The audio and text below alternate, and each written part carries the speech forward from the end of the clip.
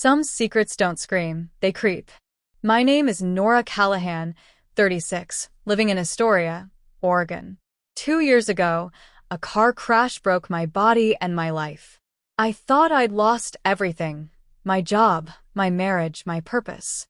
But then I noticed something worse, a shadow growing between me and the one person I trusted most, my son, Ezra. This isn't the story you think it is. It's darker, stranger, and it'll keep you up at night. Hit subscribe, grab a drink, and let's unravel what happened. Trust me, you won't see the end coming. I used to know who I was. At 36, I was Nora Callahan, librarian at Astoria Public Library, mom to Ezra, wife to Warren. My days were filled with books and teenagers who'd light up when I handed them the right novel.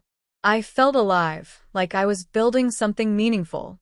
That was before the accident. 2 years ago, a drunk driver hit my car on Highway 101. Fractured spine, months in a brace, pain that never leaves. I lost my job, my confidence, everything. Now I'm just here, stuck in a house that feels too big, applying for jobs that never call back. Warren doesn't help. He's a contractor, always gone, Portland, Seattle, wherever the next paycheck is.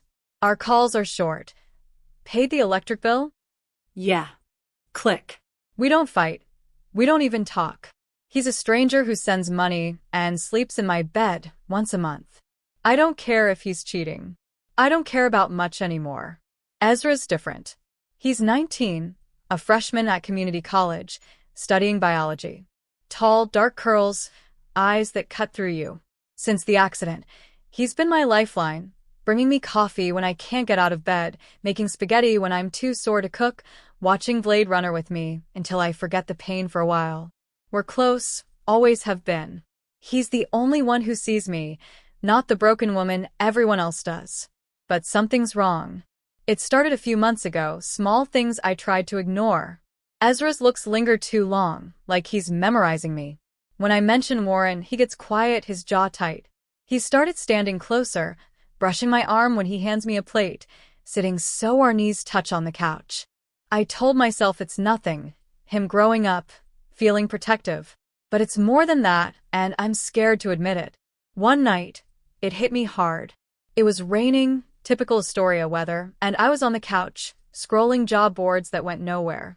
My back was screaming, and I was ready to give up when Ezra came home, his backpack dripping. "Rough day?" he asked, sitting next to me. His leg pressed against mine, and he didn't move. "Just the usual," I said, rubbing my neck. He watched me, too close. "You don't have to do this alone, you know." I forced a smile. "I'm fine, Ezra."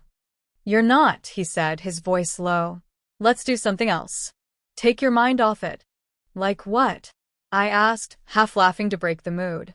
He hesitated, then grinned, but it didn't reach his eyes. "A game." "Like you're still a librarian, and I'm some kid you're helping. Teach me something." I blinked, surprised. "You're in college. You don't need me to play teacher." "Come on," he said, leaning in. "For fun. Pick anything." I studied him, wondering if this was his way of pulling me out of my rut. "All right," I said. "Let's say stories.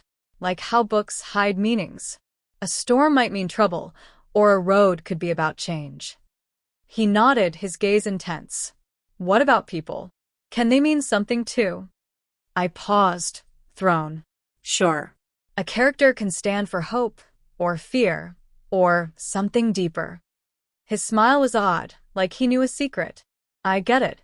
The air felt heavy, his shoulder inches from mine. I shifted, clearing my throat. "Well, you passed." "Good job." He didn't laugh. "You're still good at this, Mom," he said, his voice soft, weighted. He stood, stretching, but his eyes stayed on me a second too long before he left. I sat there, heart pounding, telling myself I was imagining things. But I wasn't. It kept happening. Ezra started saying things small, pointed. "You look nice today," he'd say over breakfast, or, "You don't seem 36, his eyes holding mine. I thought he was being kind, propping me up after the accident left me feeling useless. But his tone, his stare, it wasn't just kindness. It was something else. One evening, we were cleaning up after dinner. I was at the sink, scrubbing pots, and he was drying, standing close enough that our arms brushed. "You're quiet," he said, glancing at me. "Thinking," I said, focusing on the pan. About what? He stepped closer, his hip against the counter. "Job stuff." "Warren." "Nothing new." I kept my voice light, but his face changed at Warren's name, like it always did. "He doesn't get you," he said, barely audible. I stopped scrubbing. "What?" He dried a plate, too hard. "He's never here. You're alone, and he doesn't care." "Ezra, that's not." I started, but he cut me off. "It's true," he said, turning to me. "You deserve someone who sees you. Every day." My stomach twisted. His eyes were too intense, too raw. I forced a laugh. "Thanks for the vote of confidence, kiddo." He didn't smile. He just stood there, inches away, until I turned back to the sink, my hands shaking. He left without a word, and I stood there, water running, trying to breathe. It didn't stop. One night, my back was worse than usual, a sharp ache that wouldn't quit. I was on the couch, wincing as I shifted, when Ezra noticed. "You're hurting," he said, sitting next to me. "It's fine." I lied, but he shook his head. "Let me help." Before I could say no, he was behind me, hands on my shoulders. "Relax, Mom." I froze, but he'd done this before, clumsy kid massages years ago. This wasn't that. His hands were firm, deliberate, kneading the pain away with a focus that made my skin tingle. I closed my eyes, telling myself it was just relief. But his fingers lingered, thumbs circling, and I felt his breath, warm and close. "Better?" he asked, his voice low. "Yeah," I said, barely a whisper. "You're good at this." "I pay attention," he said, and the words hit like a jolt. I turned, catching his face focused too close. I pulled away, forcing a smile. "Thanks. That's enough." He nodded, but his eyes didn't leave mine, like he was waiting.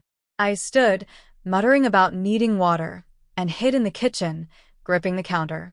My heart wouldn't slow down. Ezra started finding excuses to be near me, helping with laundry, suggesting we repaint the house, asking for homework advice he didn't need. One day, we were at the hardware store for paint. I was picking swatches, trying to focus, when he leaned in, pointing at a blue. "This one's like your eyes." I laughed it off. "My eyes are hazel." He didn't laugh. "They look blue sometimes." His voice was steady, his gaze locked. I turned away, hands trembling, and changed the subject. He stayed close the whole drive home, his arm brushing mine. At home, it got worse. During movies, he'd sit so our legs touched, shifting if I did. I started avoiding him, staying in my room, pretending to be busy, but he'd knock, asking if I needed anything, his eyes always searching. I felt trapped, like every moment was a test I didn't understand. One night, we were watching a thriller, the TV flickering. I was tense, waiting for another move. He muted it halfway through and turned to me. "Can I ask you something?" I braced myself. "Sure." "Do you ever want to just leave? Start over somewhere new?" I frowned. "What do you mean?" He leaned forward. "You're not happy. Dad's gone. You're stuck, and it's killing you. What if you could be someone else, with someone who actually cares?" His words cut deep. "Ezra, it's not that easy," I said, my voice shaking. "I've got you this house." "What about you?" he said, sharper. "What do you want?" I stared at him, his face half-shadowed, eyes burning. "I don't know," I said, and it felt true. He leaned closer. "I could help you find out." My breath caught. The room felt too small. I stood, mumbling about sleep, and locked my door that night, heart racing. He didn't back off. He'd text from class, "Found a book you'd like," or "Thinking of you." At home, he'd hover, offering to cook, his presence constant. I started feeling watched, like he was waiting for me to crack. Then came the book. It was late, and I was in bed, scrolling my phone. Ezra knocked and walked in, holding a hard cover, blur of trust. "Can't sleep?" he asked, sitting on my bed. "Nope," I said, wary. You. He shook his head, opening the book. Found this at the library. Thought we could read it, like old times. I hesitated but nodded.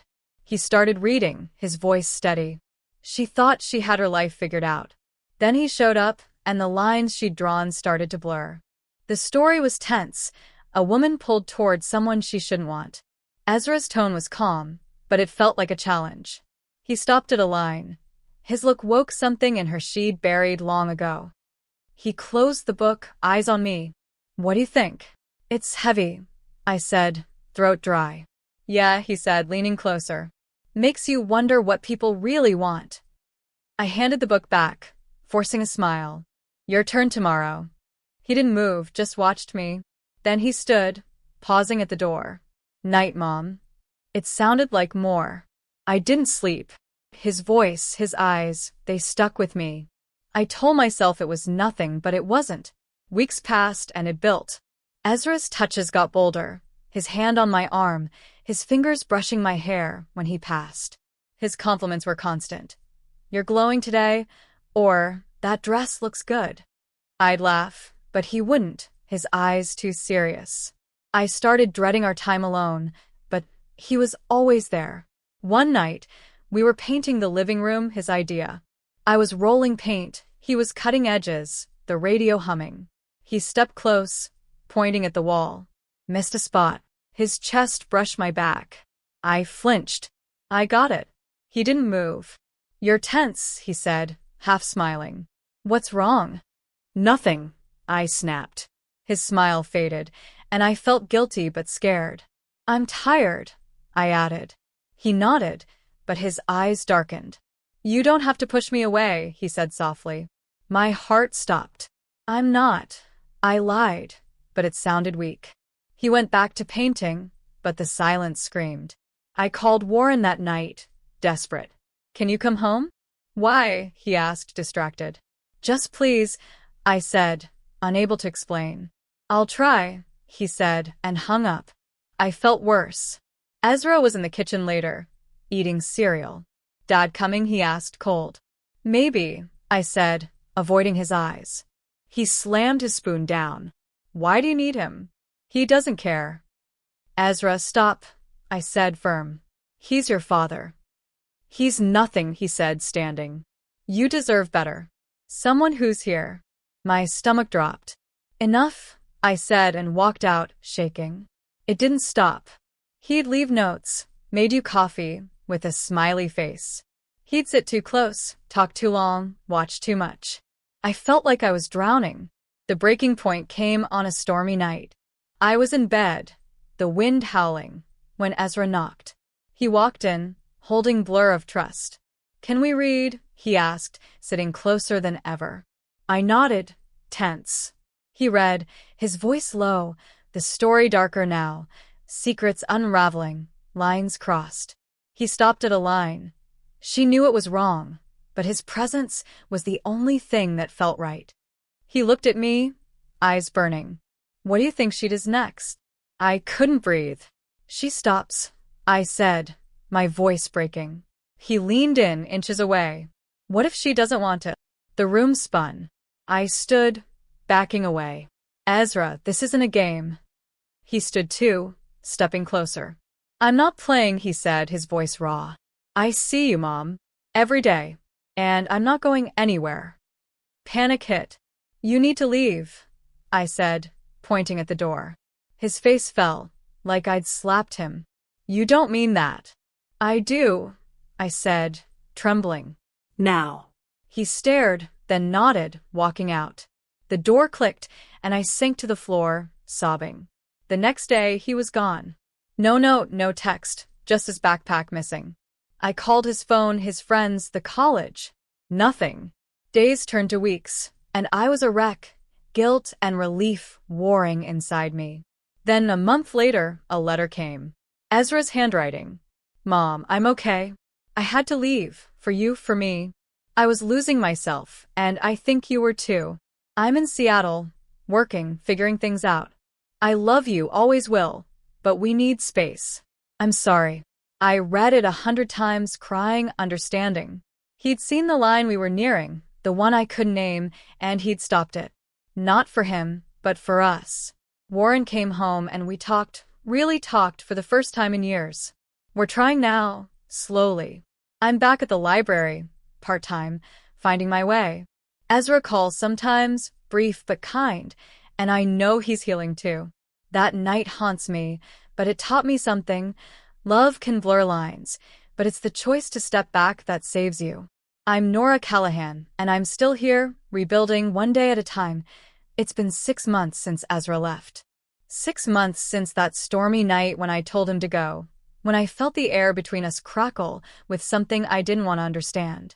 His letter, short, scrawled, saying he was in Seattle, working, needing space, sits folded in my nightstand, read so many times it's starting to tear.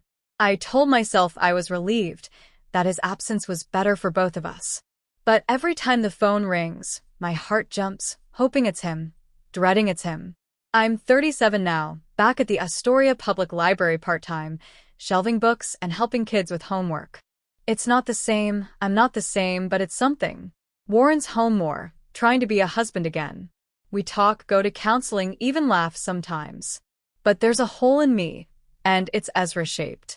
He calls once a month, quick updates about his job at a coffee shop, his biology classes. His voice is polite, distant, like he's holding back.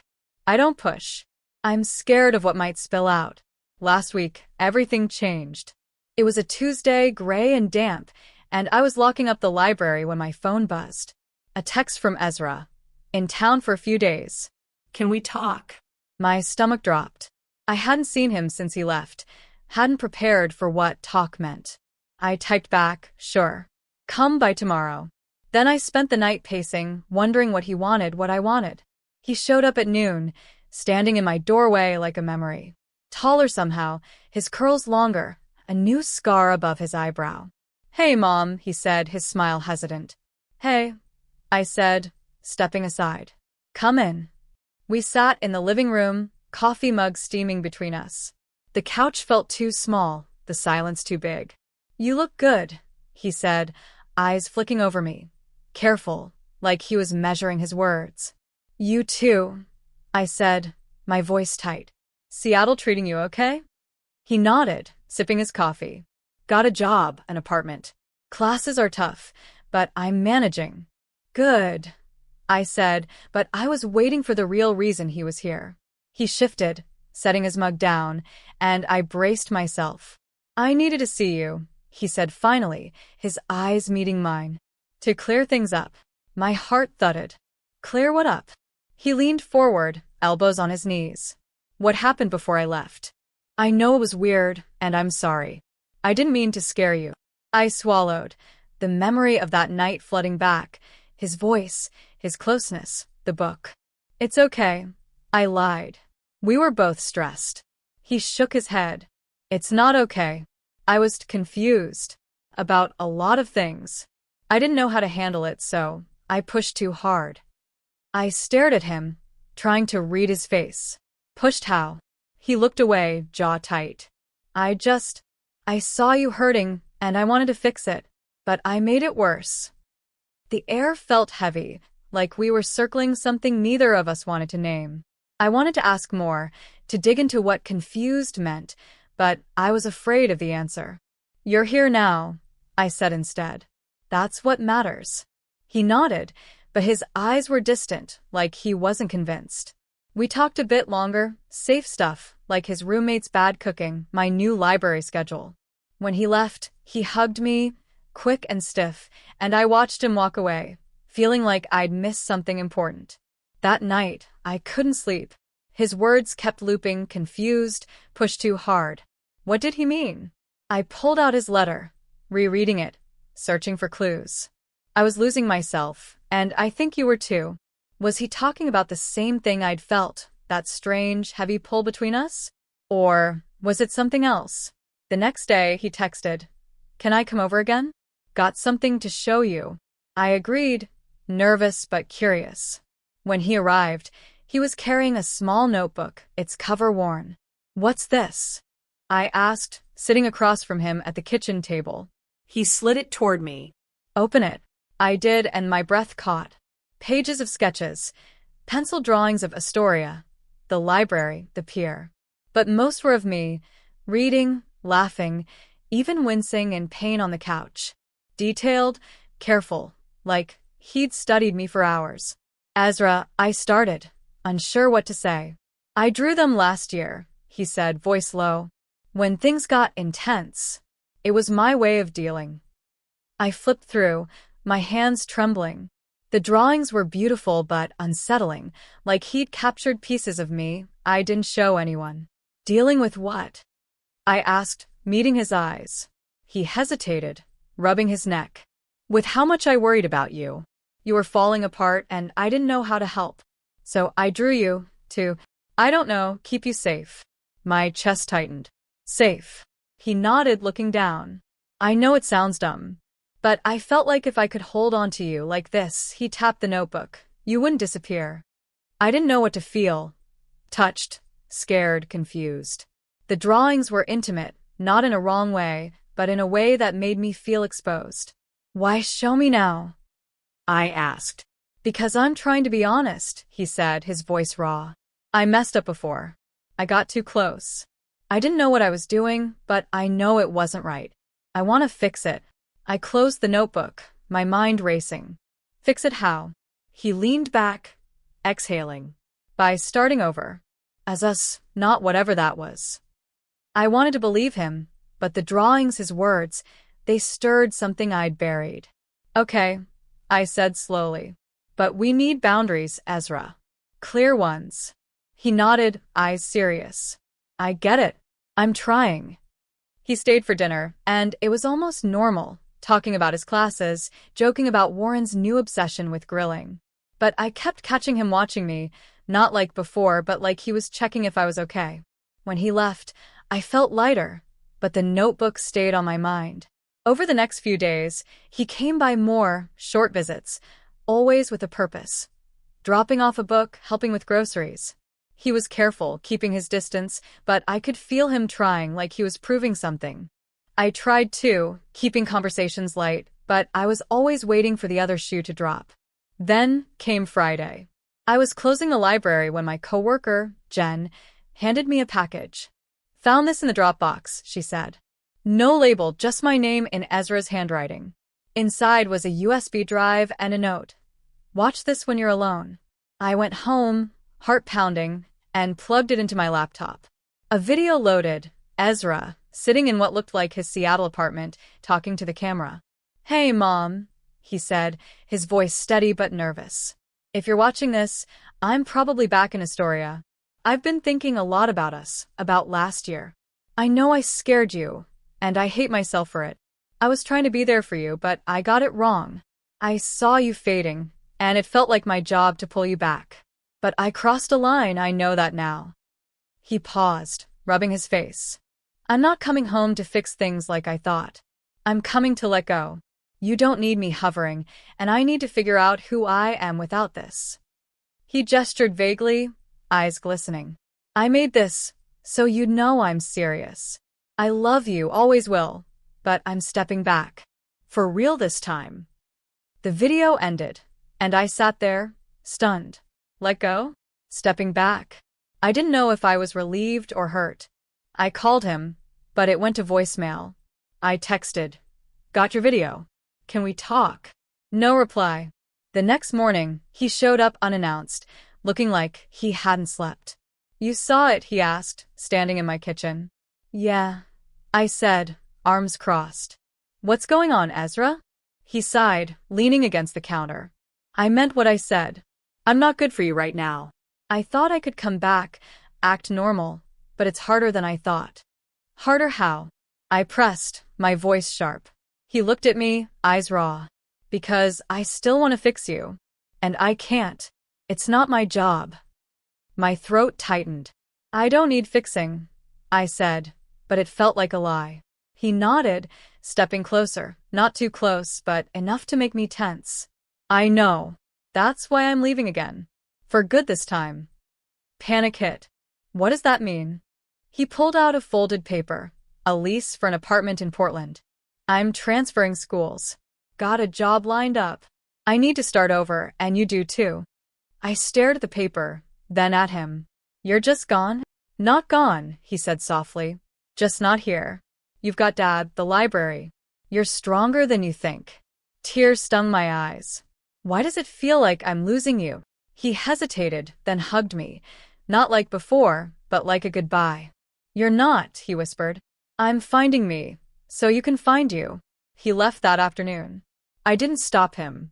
The house felt empty, but for the first time in years, I felt something else. Hope, maybe. I called Warren, told him everything. He listened, and when he came home, we cried together. Not for Ezra, but for us. Ezra texts now, short updates about Portland. He's okay, and so am I, slowly. That video, those drawings, they're reminders of a line we didn't cross, but came too close to. I'm Nora Callahan, and I'm learning to live again, one step at a time.